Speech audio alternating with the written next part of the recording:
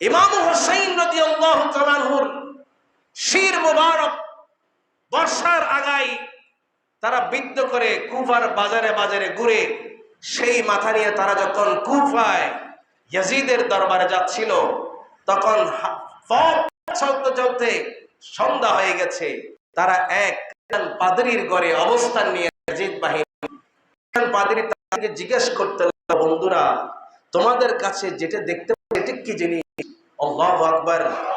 ও বন্ধুরা রে, তোমাদের তলের ভিতরে যে জিনিসটা দেখতে পাচ্ছি, যেখান থেকে নূর বের হচ্ছে, আল্লাহু আকবার বলেন না। তোমাদের তলের ভিতরে কি জিনিস নিয়েছো?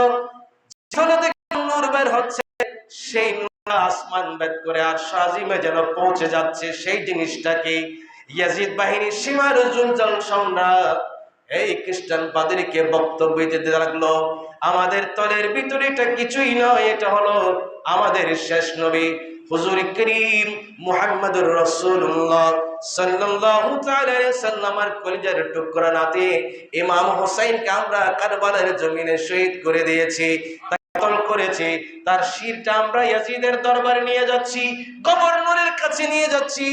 আমরা যদি এই মাথাটা তার কাছে পৌঁছাতে পারি, তাহলে আমাদেরকে লক্ষ লক্ষ দিরহাম পুরস্কার দেওয়া হবে। সেই পুরস্কারের আশায় তার দেহ থেকে মাথাটা বিচ্ছিন্ন করে আমরা ইয়াজিদের দরবারে নিয়ে যাচ্ছি। ওই খ্রিস্টান পাদ্রী বলতে লাগলো, আজব কাণ্ড, তোমরা এই দুনিয়ার টাকার জন্য একজন খ্রিস্টান হয়ে তার ভিতরে দয়া এসে গেল। সে বলতে লাগলো, এই দুনিয়ার জন্য তোমরা আওলাদকে শহীদ করে দিয়েছো, তোমাদের অন্তরটা কেমন, তোমাদের মন কেমন, তোমরা কিভাবে পেরেছো?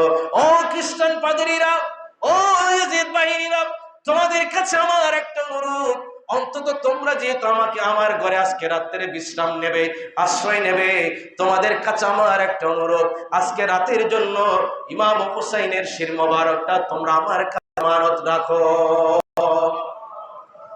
ইয়াজিদ বাহিনী ইমাম হুসাইনের শির মোবারক দিতে চাই না। খ্রিস্টান পাদ্রী বলে, ও ইয়াজিদ বাহিনীরা রে, ইমাম হুসাইনের শির মোবারক আমার কাছে এক রাতের জন্য আমানত রাখবে, বিনিময়ে আমি তোমাদেরকে 10,000 দিরহাম দেব। কয় হাজার? দুনিয়া। কি ইয়াজিদ বাহিনী দুনিয়ার জন্য কি করতে পারে না? 10,000 টাকার দিরহামের ইমাম হুসাইনের শির মোবারক খ্রিস্টান তারা আমানত দিয়েছে। জোরে বলেন না নাউযুবিল্লাহ। খ্রিস্টান পাদ্রী ইমাম হুসাইনের পবিত্র শির মোবারক নিয়ে সে বড় খুশি হয়ে গেল, সেই বড় আনন্দিত হয়ে গেল। সে তার কাজ কামরার ভিতরে ইমাম হুসাইনের শির মোবারকটাকে নিয়ে গেল। সেখানে যেই ধুলাবালিগুলো ছিল সেগুলো পরিষ্কার করে, আল্লাহু আকবার, ইমাম হুসাইনের শির মোবারকের মধ্যে সে হলদি লাগালো। হলদি লাগাইয়া সে একটা তাকের মধ্যে গ্লাসের ভিতরে সুন্দর করে সম্মানের সাথে সারা রাত সেটাকে পাহারা দিয়েছে।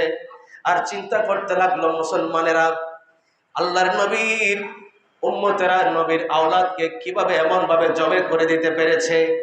এই কথাগুলো চিন্তা করতে করতে তার ভিতরে একটা পরিবর্তন এসে গেল। ইমাম হুসাইনের শির মোবারককে তাজিম করার কারণে, মহব্বত করার কারণে আল্লাহ খ্রিস্টান পাদ্রীকে দৌলত ঈমান দিয়েছে। কি দিয়ে দিলেন? ঈমানের দৌলত দিয়ে দিলেন। ওই খ্রিস্টান পাদ্রী বলতে লাগলো, আমি আর খ্রিস্টান থাকতে চাই না। ইমাম হুসাইনের শির মোবারক আমার ভিতরে এমন পরিবর্তন এনে দিল, এই শির মোবারক থেকে যেই নূরগুলো বের হচ্ছে আমি যেন দেখতে লাগলাম, সেই নূর আমার ঘরের ছাদটা বিদ্ধ করে, আমার ঘরের ছাদ ভেদ করে, আসমান ভেদ করে আমার আল্লাহর কাছে পর্যন্ত যেন পৌঁছে যাচ্ছে।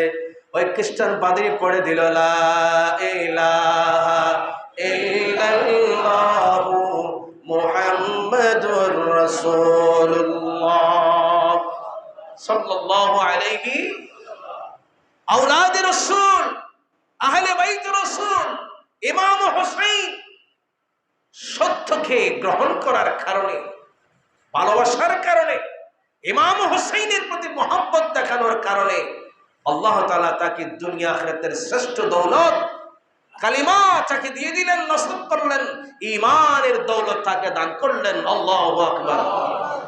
এইভাবেই আল্লাহ রাব্বুল আলামিন যুগে যুগে কালে কালে আহলে বাইতকে ভালোবাসলে রসুলের পরিবারকে ভালোবাসলে, আউলিয়া ইকরামকে ভালোবাসলে, সত্যের পক্ষে যারা থাকবে তাদেরকে এইভাবেই করে আল্লাহ পাক নিয়ামত দেবেন। এটা আল্লাহর ওয়াদা। ইন্না কাযালিকা নাজজিল মুহসিনিন। আল্লাহ বলেন আমি এভাবেই করে সৎকার নেককার বান্দাদেরকে বিনিময় দিয়ে থাকি। সুবহানাল্লাহ। আর ইমাম হুসাইনের বিরুদ্ধে, সত্যের বিরুদ্ধে দাঁড়ানোর কারণে ইয়াজিদের কি অবস্থা হয়েছে?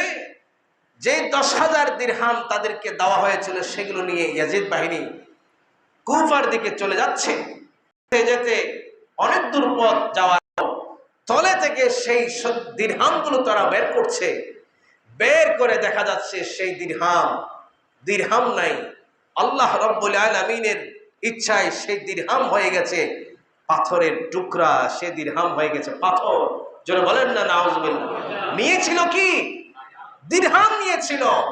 আর আল্লাহ বলেন তোমরা লোভে, দিরহামের লোভে, দুনিয়ার লোভে আমার নবীর আওলাদকে শহীদ করেছো। তোমাদের দিরহাম, তোমাদের মসনদ, তোমাদের দৌলত, তোমাদের জন, তোমাদের দৌলত এগুলো আর থাকবে না। এগুলো স্বর্ণ ধরলে মাটি হয়ে যাবে। আর হোসাইনিকে, ইমাম হোসেনকে ভালোবেসে মাটি ধরলে এটা স্বর্ণ হয়ে যাবে। আল্লাহ বলছেন সেই দিরহাম তাদের সামনেই যেন তাদেরকে প্রমাণ দিচ্ছে।